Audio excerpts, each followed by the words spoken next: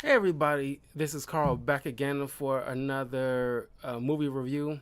Now I'm still within like the November month, and I'm still got at least a couple of more movies in the.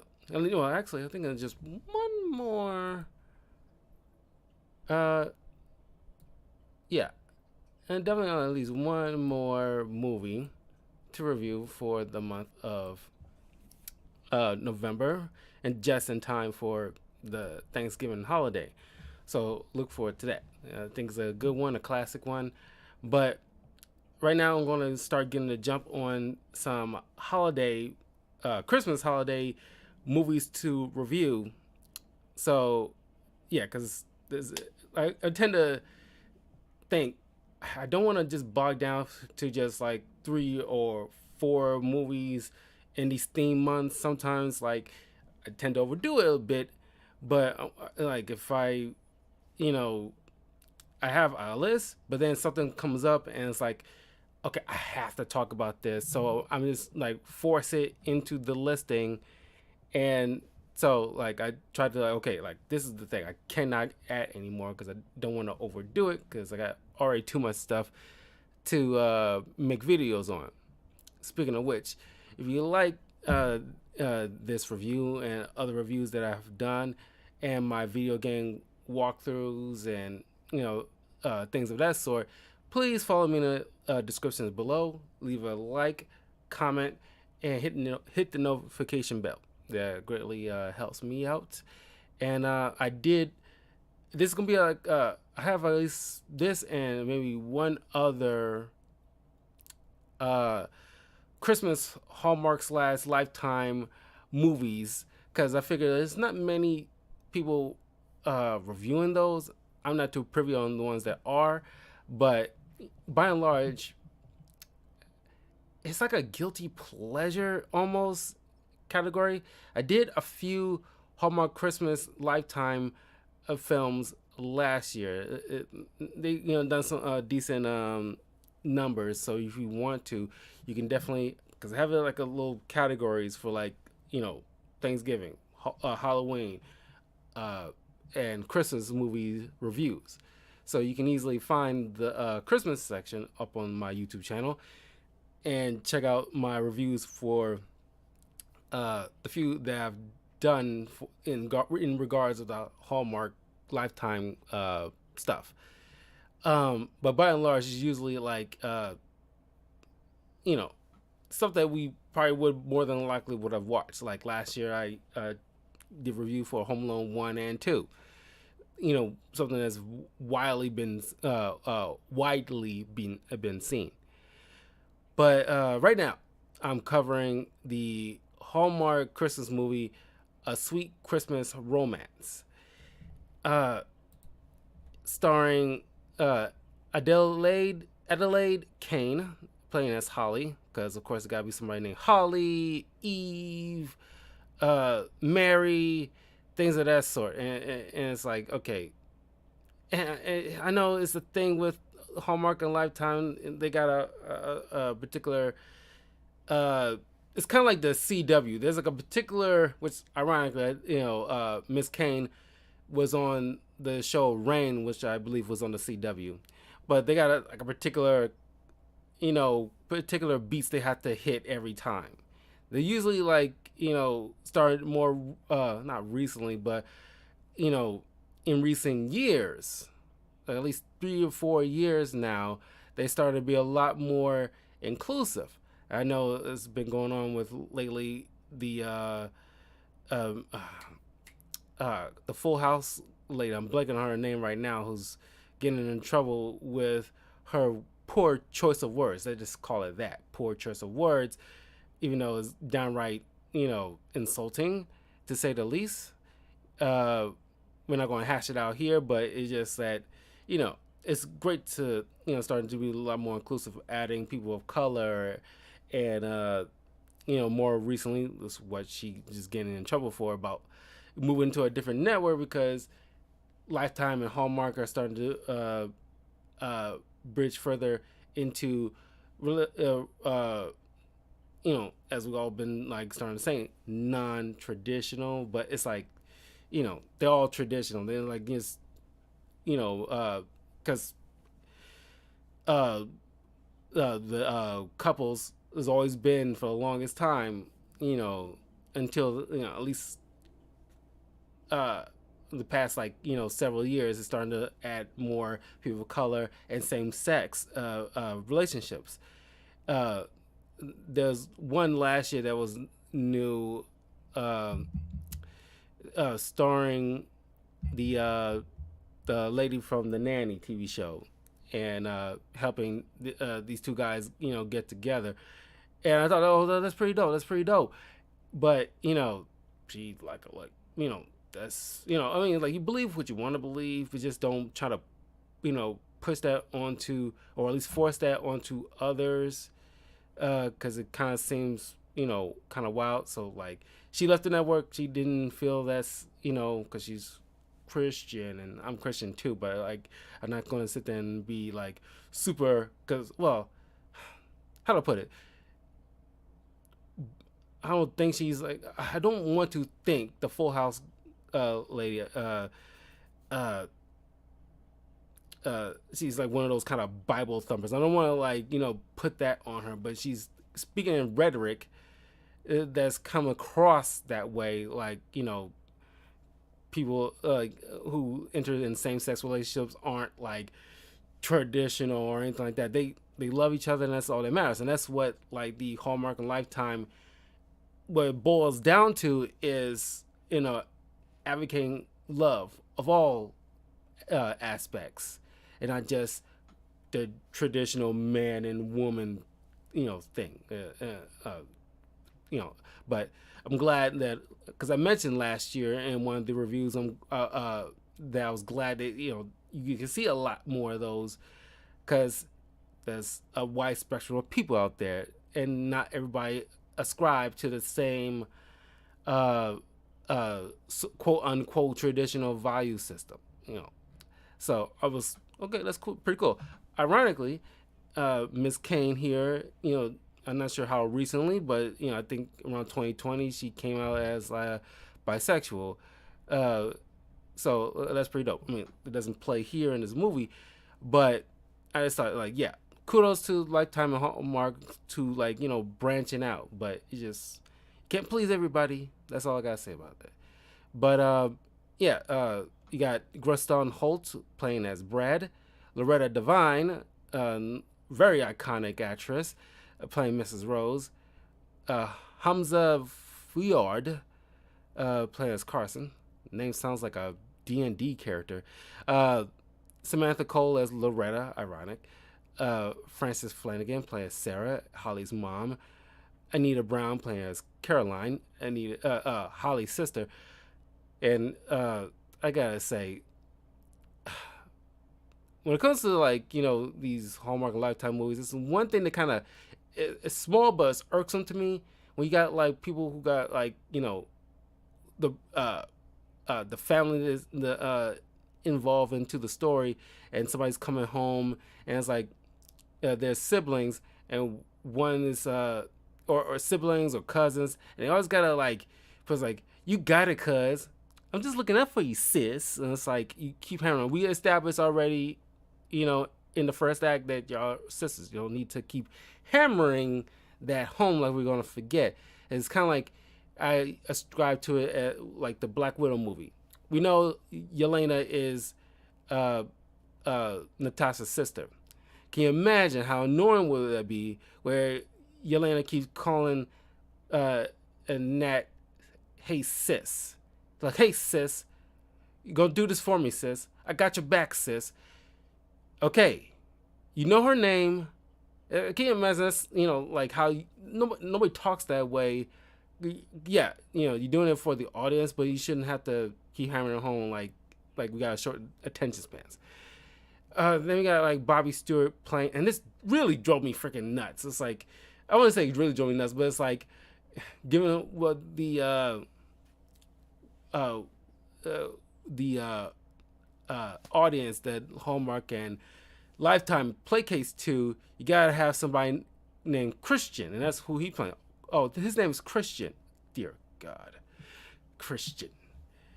Uh, but anyway, Holly is a New York food stylist, and I'm pretty sure that is a actual job, but it's just to make it more fanciful than it needed to be.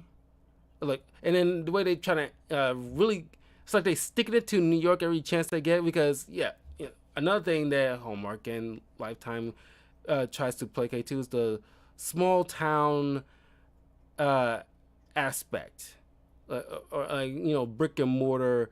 Not like the brick and mortar, mom and pop stuff is superior uh, than any other type of retail or store, but it's kind of like, yeah, f the big city, yeah, f New York. Oh, you're like, are you going sure you're going back into your big city life? And like, oh, you're like, like you're big with Manhattan girl. What, do you think this look good on me? And it's like, wow, it's like, maybe not the writers, but it's like, somebody man, like from the studio kind of like have like some kind of mandate, like, yeah, you got to make sure you stick it, add some line about like, big city New York, kind of are assholes or something like. That's how it's like kind of reads off a way to keep, hammering that. Not more so in this film, but because Hallmark has made plenty of uh, Christmas movies with couples meeting in the city. I did one last year. One of my I actually kind of dug because as I mentioned, it was, what was it? It was something with the Thanksgiving in the title. You can look it up. Is on the channel. I reviewed it, and I mentioned how like one of the things that I enjoyed about that. This is probably one of the reasons why I keep going to watch every year these Hallmark Christmas movies, because every so often there's one particular Hallmark movie, maybe because like it's up to like the writer and director mostly, is that they use so very little of the Hallmark cliches. Not that they still don't have them, but it's just like it's so minimal. It's like, oh, going you're going off script, quote unquote, and you can see that in the writing. It's like you're doing the thing that you probably would expect from Hallmark, but you're doing it in a particular way that doesn't seem cliche. And I thought that, okay, that's kind of endearing about it. This one, not so much, but I still it's still things about it that I enjoy. Uh, Holly goes back to her little small town in Maine, and it's like, wow, this Maine is. I want to say there's no people of color down there, but it's more so like kind of very white. Not that I never been to Maine, so I don't know like the you know the population of each race, but I think it's like predominantly white. But you got this little small town in Maine, because it's usually where they usually shoot these kind of things, in these like small towns, usually in Maine or something like that, or Colorado, or something like remote, like in just to get that snowy feel, somewhere in like a lodge or something. Uh, Holly comes home, and she goes to this uh, uh, Mrs. Rose little bakery, and around, which is kind of like unique. Here's the thing: she mentions about like she loved coming back home every holiday, more so to like enjoy Mrs. Rose 12 days of cookies thing. She got she does like every year, ever since many years ago she opened up the shop. and she's very renowned in that small town about her baking skills. Uh, I'm impressed because more times than not in these kind of movies, the person coming back home haven't been there for years, and the one thing they remember is this particular bookstore, particular baking shop, kind of thing. And things have changed because they've been away so long. No, she been here. Like she goes back home, almost every holiday. So I thought that was a little bit refreshing, but I'm shocked because you later found out that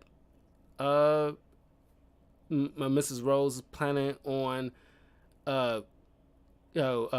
retiring and moving to Alaska to be with her online boyfriend, Christian, who you don't see until like the very tail end of the third act, because everybody got to be romantic and involved. And of course you had that little meet cute thing. It's always this kind of thing always kind of dorky to me. It's just like she goes pick up her little batch of cookies from Mrs. Rose, and then she bumps into Brad, the new hunky guy that's moved from Florida. And I know, sorry Floridians, but majority are fucking crazy. And I'm just surprised that this doing wacky in some way, shape, or form. But he just come bursted in without looking just to have that little bump and meet cute. And they always do this in like these kind of things.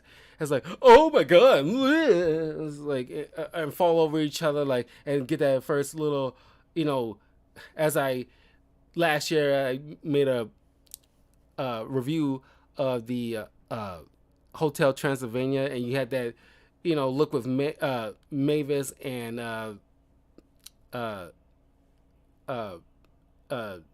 Andy Samberg's character, I forgot his name, and he had a little zing moment. Their zing, like, oh my god, she's so hot. Can it just be? And that's another thing, like, oh, did you hear about that? So what you think about Brad? He's kind of a hunk, huh? And it's like sometimes, yeah, sure, like people can, because not to just scientificify romance and love and stuff like that, but sometimes it can just be fucking lust, people. Because like I can look at a girl and like, wow, it's like she's attractive. I don't look at her and it's like, oh, it's like or no, let me rephrase the example. When like like if there's, let's use this as an example. Let's say there's a like when I went to the acting class and there was a guy and there's one guy doing a scene with this girl, and and they got good chemistry in this particular role. I don't just go like, hey dude, like she's cute, why don't you go over there, sparks are flying. It's like nobody does that. Most people won't give a crap. And second of all, even if there was something, it's probably just brain chemistry and just lust sometimes. And it's like, it is what it is. Sure, it can spark into something, but that's typically you gotta start like like get to know each other. Sometimes it's gotta be the onus of the two individuals, not other people pushing it on each other. Like, here, y'all hot, be together, kind of thing. And it's like meaning they don't like each other. Like sometimes women just wants, despite the guy being hot, sometimes she just want to bang him and that be that, or she just like, oh yeah, he's hot, but not my type kind of situation.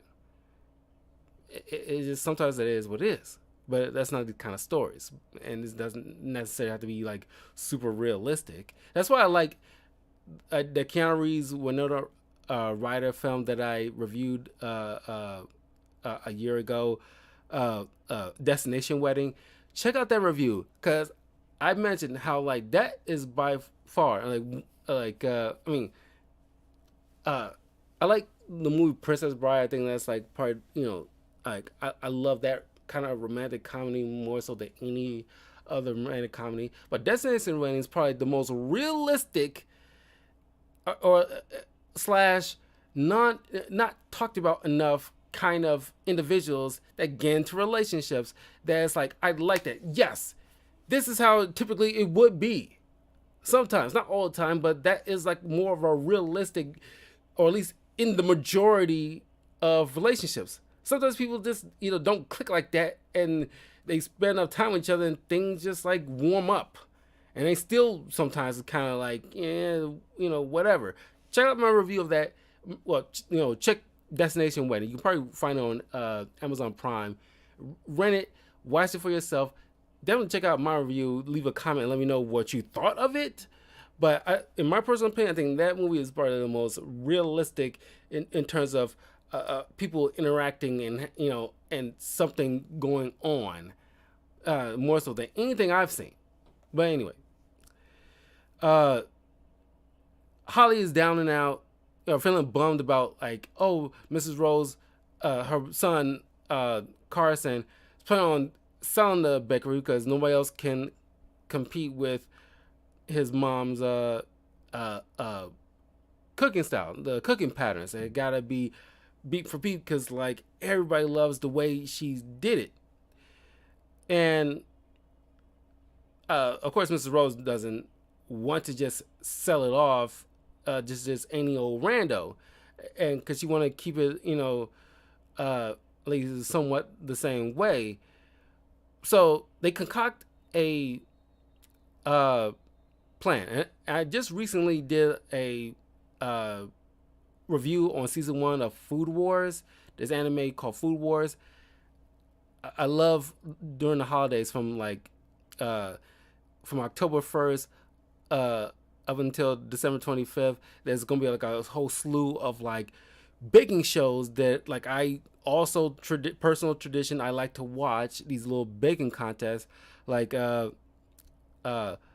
holiday bake off kind of thing, or Halloween bake off kind of thing, where people like come up with elaborate, like the judges come up with a task like or a theme to the baking, like for like Thanksgiving meal is all about cranberries, so bake me a particular pie or a cake in the style of with the theme being cranberries. And you go through a couple of weeks during this contest, and then we come up with the winner by the time of the holiday, or at least getting close to the week of the holiday. And Food Wars is kind of like that, but with an anime twist. And somebody's going to school to learn culinary arts, and you go through these kind of things. Check out my review. I go in more in depth, but they do something like that. That's why I picked this movie this year, because they kind of fall in the same aspects. I'm going through this kind of review. So it's she does these 12 days of Christmas baking things with different types of desserts tailor-made for the 12 days of Christmas. But since it's only 6 weeks before she moves away with, she's gonna spend like Christmas with, Carson and Carson and Christian. Christian's coming to visit to spend the holidays, and then they move to Alaska together. So during this 6 weeks, each week, oh no, not 6 weeks, 6 days leading up until Christmas Eve, they go through this baking competition with the winner, with the, which is weird. It's like, why you only got one server? Like Loretta played by Mrs. Miss Samantha Cole, who plays the uh, I want to say nebbish, but the clerk. Uh, she's like, why are you the only person? It's like there's no other server here. Yeah, I get it. It's not like a big restaurant. You don't need to have like that many people, but it's like she can't work every day, and it's gotta be at least two, three, four maybe people there to cover things, uh, including Mrs. Rose. And Carson's kind of handled the business side of things. He didn't inherit any kind of the baking skills from his mother, uh, but uh, so it's like 6 days, and you got six people, two of them being Brad and Holly, entering the contest. Holly, super. It's like and it's like another thing. It's always that one particular character that's always like so super horny for Christmas, and the way they romanticize Christmas. Christmas is more romanticized than the actual romance involved in the story sometimes. Oh, like you see this Christmas water bottle? Like I had this water bottle since I was 8 years old, given to me by my grandmother on Christmas, and without this water bottle company, it being created the way she had it, because nobody makes water in these bottles the same way my grandmother did it. It's like super like God. Okay, you love Christmas. Like I like Christmas too, but I don't, like I'm not humping a Christmas stocking. Calm down. But she's holding this Christmas cookie shaped of a Christmas tree, and she's like super bummed that Mrs. Rose, like is going away, and nobody's gonna cook the same way or keep it the same way as she wrote. Because the thing is nostalgia. Yeah, and it's like people have nostalgia on certain things, and I get it. And like I have those moments too where it's like you gotta have something a particular way because that's the way. Because it's here's the prime example for me: the Rugrats. I grew up like many people in my generation grew up watching the Rugrats on Nickelodeon, and sure the animation style seems I want to say it's just the way that it's hand drawn is you might view as clunky in certain ways, but that's also the charm of it of the time. But then in the past year they started on Paramount Plus because that's where you're supposed to have all these Nickelodeon stuff, which don't get me started on how they market this stuff because it's super crappy, but they don't advertise it like Netflix or Disney Plus where like no, here's where you can have all the Nickelodeon stuff that you watched as a kid growing up, all the episodes, all the movies that was involved in it and stuff like that. But no, they chose to more so reboot the Rugrats in this weird, ugly 3D models. And yeah, maybe it's more so, and a lot of people agree with me to be honest, but it's just I guess my nostalgia of the Rugrats. Because I get it. Some people kids today might grow up, might liking this stuff, but it's just like, it's like the way we're like, Superman, or at least, this kind of, the way I grew up, Superman is like the Boy Scout, kind of the same with Captain America. But kids these days growing up will seem a little bit more cynical because they have something like Homelander or Omni-Man where people are forcing that down people's throats, saying like, "Oh, Superman allegory, we got this kind of power. You're not going to use it artistically. You're going to use it selflessly because there's no hope in the world. Because like f you and your like and good nature and like goodwill toward men. So screw all that.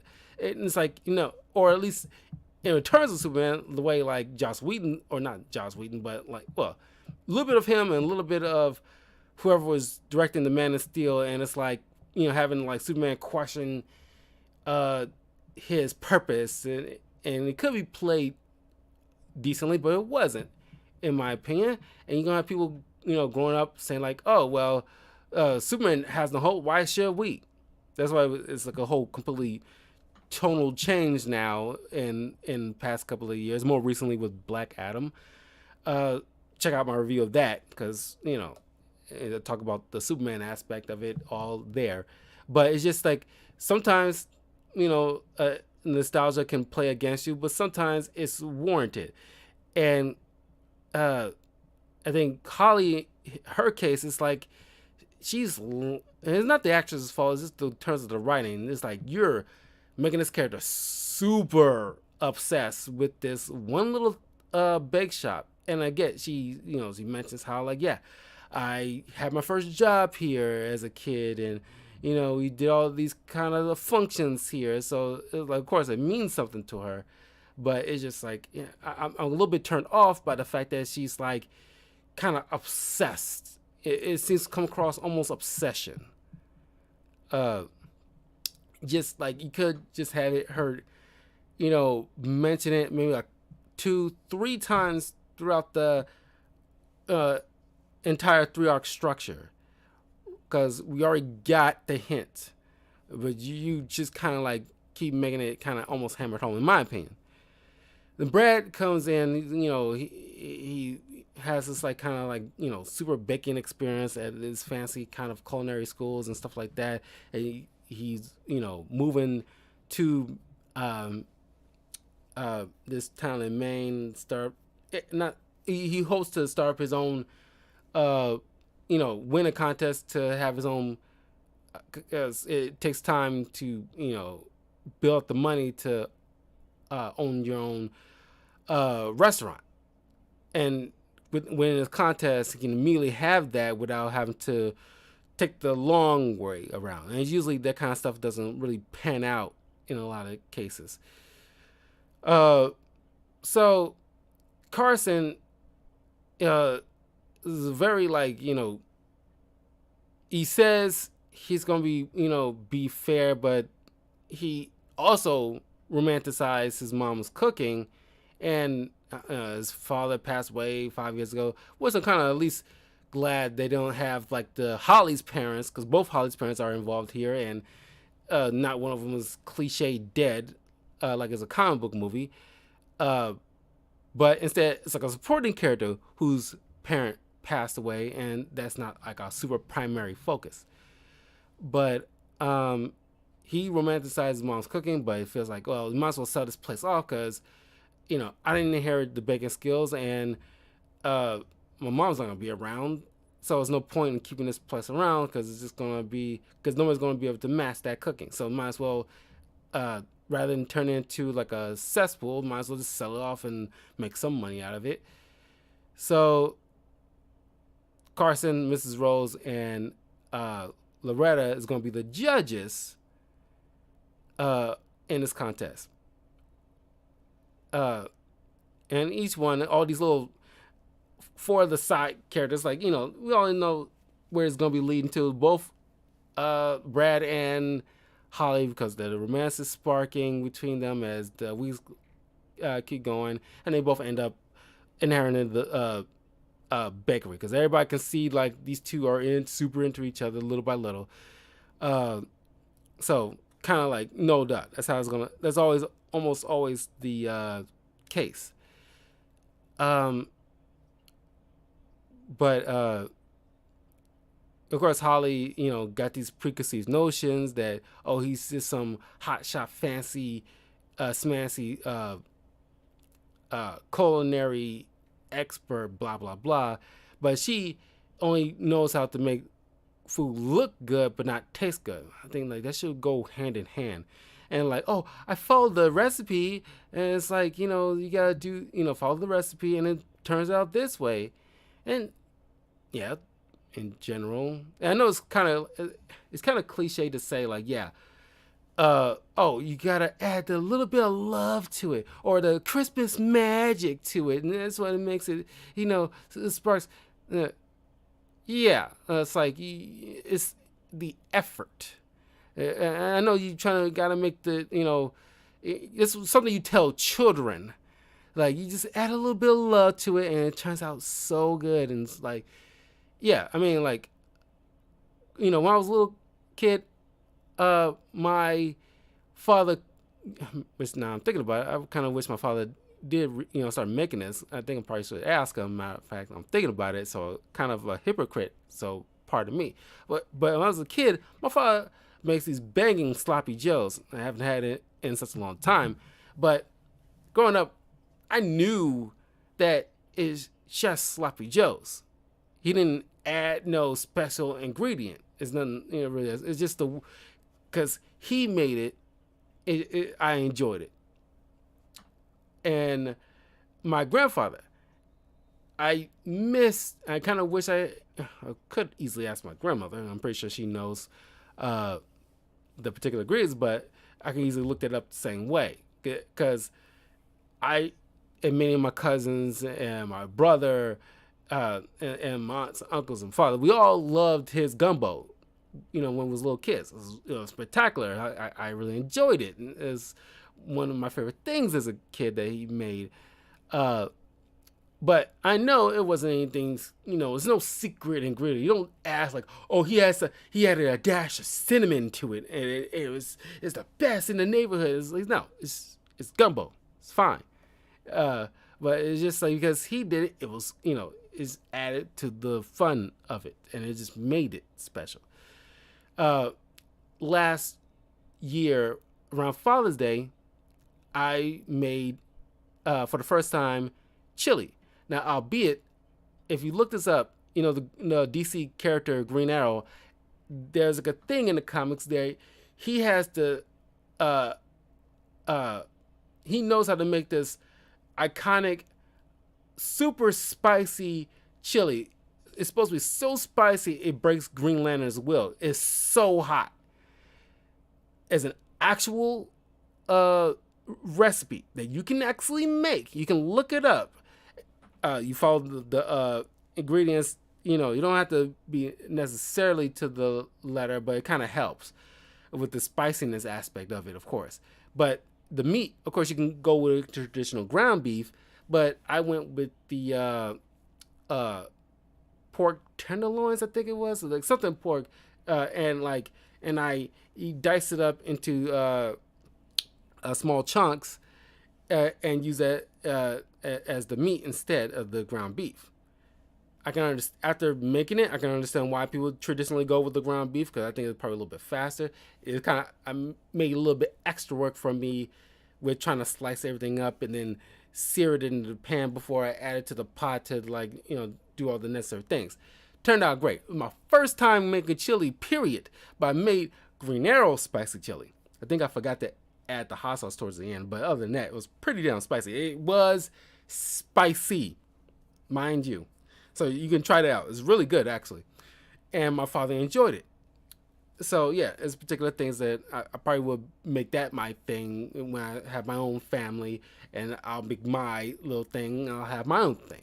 So it's just that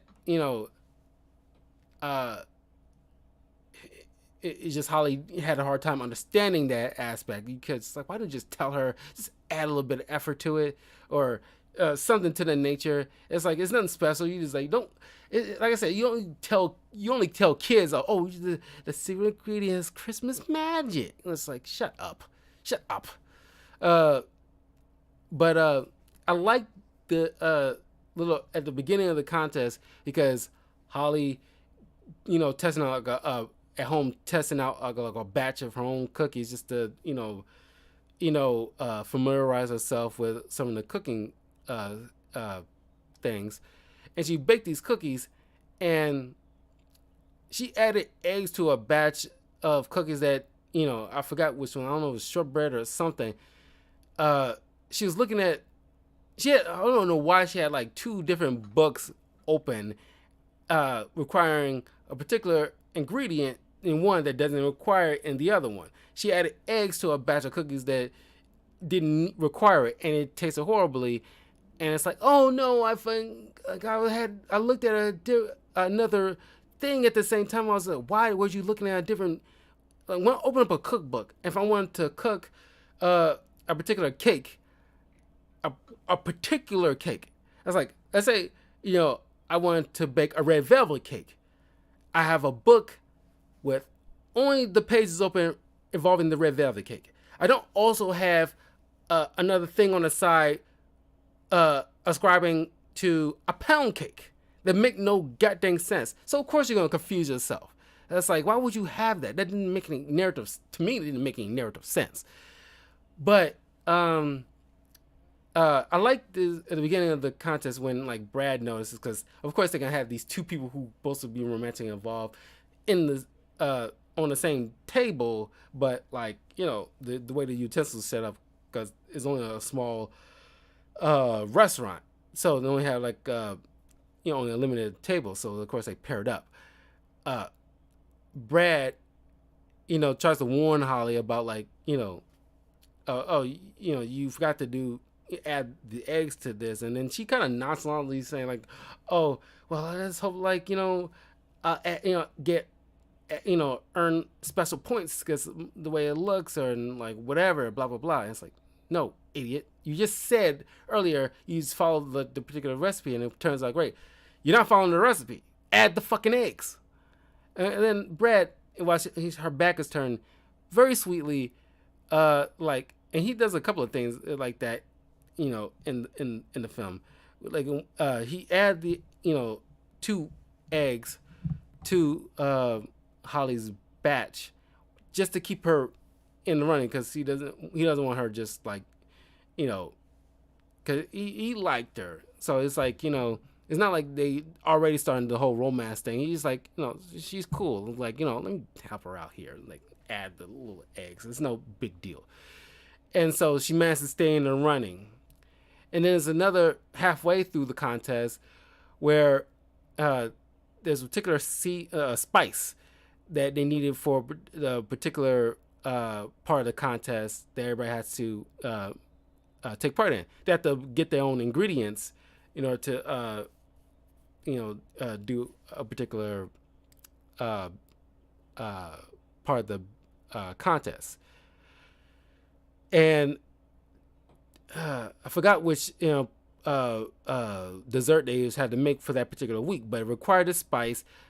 They all go to the general store to try to find the spice, but because there's some kind of like blizzard. Oh, that reminds me. But let me get to that in a minute. There's a particular blizzard that kind of snowed, came down. They talked about earlier in the film. It closed down a particular, not the small town, whatever, like that, but way on the roads, I don't know how far away, kind of slowed down the process of certain shipments of stuff that's supposed to be stocked in the shelves of these stores. And nobody can find these spices. It's like, this is the only store that you go to? But apparently one of the contest members points out, like, this is like the 3rd store I've been to, and it's like they still added this spice and everything like that. Which is kind of weird, but it happens. I worked in a grocery store myself. Like I know that is a thing. But Brad decides, like, from his own house, he had some extra stuff. Either it's his home house or in the restaurant he worked in that, was a B&B, but repurposed into like an actual little fancy restaurant. Whatever. It doesn't really placate to anything. He goes in, brings everybody some extra spice for all them to share to still take part in this particular week of the contest. So I thought that was pretty dope. Like, because it'll be like kind of shitty, just like, oh, I got a spice, but I'm not sharing. Yeah. It'll be kind of like a dick move. But it's like, like, I have extra spice here, you guys. Like, we'll share this. Like, because just be fair. Just be fair. And it's like, let your skills do the talking, but don't win by default because everybody else was out of that spice, but you don't want to have some on hand. So I thought that was pretty dope. About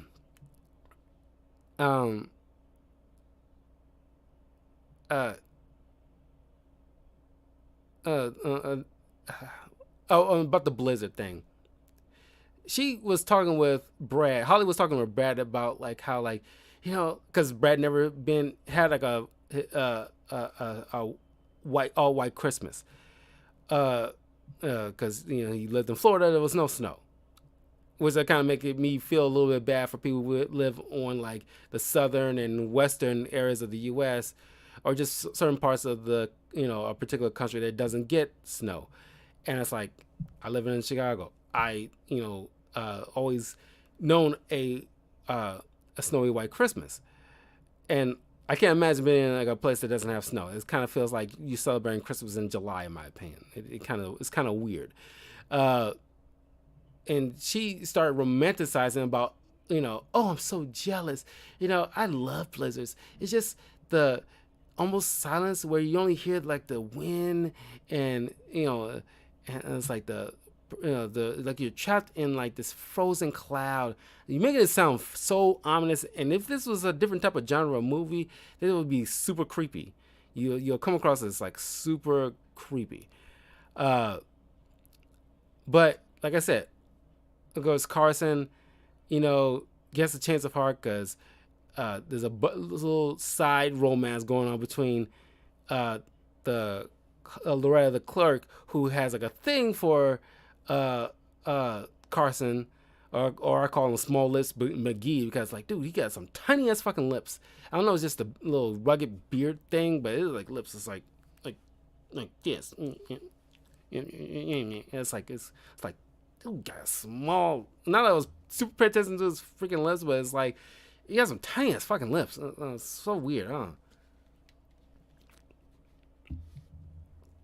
She has a thing for him. Of course, she's too nervous and nervous to like speak up until towards the tail end of things. Uh, but but the whole thing was about, like, I guess like you can say, just nostalgia in regards of this Bacon shot, what it means to Carson, and in contrast what it means to um, Holly. Which is kind of funny. Is you could have easily had, if I would have directed this, I could have had Carson and Holly be the ones getting together, because the way this shot meant to these two, and Mrs. Rose cooking meant to these two, makes more sense to have these two to be together more so than Brad and Loretta.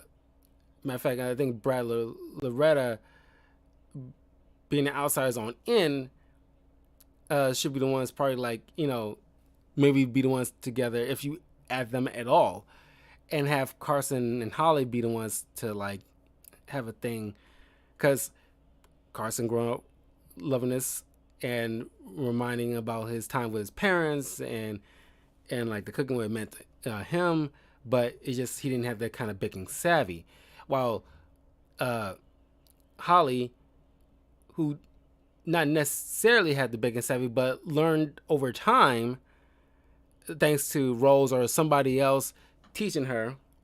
I guess you can, have Brad teach her, but have no interest in the shop at all, but have an interest in Loretta, but helping, being from coming from a culinary background, helps Holly learn to bake, better. And then stay in there running, kind of like being her Mr. Miyagi. A little Karate Kid reference for you guys. And then reminding Carson about what the shop means to her and the cooking, and he like, then it's like, because in the end he decides to not sign the deed away or everything like that. That wasn't going to happen. We all know how this stuff's going to go. You can tell by these certain things. But that's how I would have done it. It kind of would make more sense to have these two find love mutually through this restaurant and the cooking. But yeah, but it's a decent film. I just probably got into it because of the whole baking contest aspect of it. I usually don't. It's not saying it hasn't been done before, but it's a little bit more entertaining because it's kind of like Kitchen Nightmares almost, or at least one of those holiday baking shows that I watch, baking contest shows that I watch during the holidays, or like I said, Food Wars, the anime, which I highly recommend you guys check out. And it's like this little culinary battle. And I kind of almost wish that, of course, it wasn't a focus. This movie's only nearly an hour long, or hour and some change long. So you don't really need to add much to these side character contestants, but I'm glad at least they get a little bit of recognition. Because I make a mention in Food Wars as is part towards the end of season one. It's big, uh, not a graduation test, but something akin to that, where these prominent judges, it's like these five judges, like are like judging these classes cooking, these students cooking, and your primary focus on these three particular characters, these judges that kind of have like a little more distinction to them, and like there's two other judges towards the tail end that didn't get much time to speak, and they try to speak up some on a particular cooking of the main character and like another rival, and he's like, "Oh, I kind of like someone's cooking." Like, hey, shut up, you just a glorified sad character kind of thing. It was breaking the fourth wall. It was kind of funny. Oh, not kind of funny. It was really funny, and it's kind of like this, where it's like they're glorified side characters, but I kind of dig the fact that in that whole grocery store scene, you get to see them have some, at least a bit of agency, even though the story's not focused on them. They're not just you know background noise or just glorified extras, or not just there to fill up a scene for or fill up a background. Uh, so I dig that. Uh, and this like a fine movie. And it's like so far as Hallmark movie standards go, it's a pretty fine movie. So I do recommend you guys checking it out at least once. It's fun, especially if you enjoyed cooking. You might get a kick out of this, or if you watching like Kitchen Nightmares or anything like that, you might get a kick out of this, and it's fun. Uh, uh, so yeah, I will see you guys in a little bit. Like I said, leave a comment below. Let me know what you thought of this movie. If you've seen it or you watch it and come back and let me know what you think. But I'll see you guys in a little bit as I cover another Christmas movie that came out on Netflix that I want to talk about. So, and then later on, I will be continuing on with some more video gameplay with God of War Ragnarok and other stuff. So stay tuned for that. And I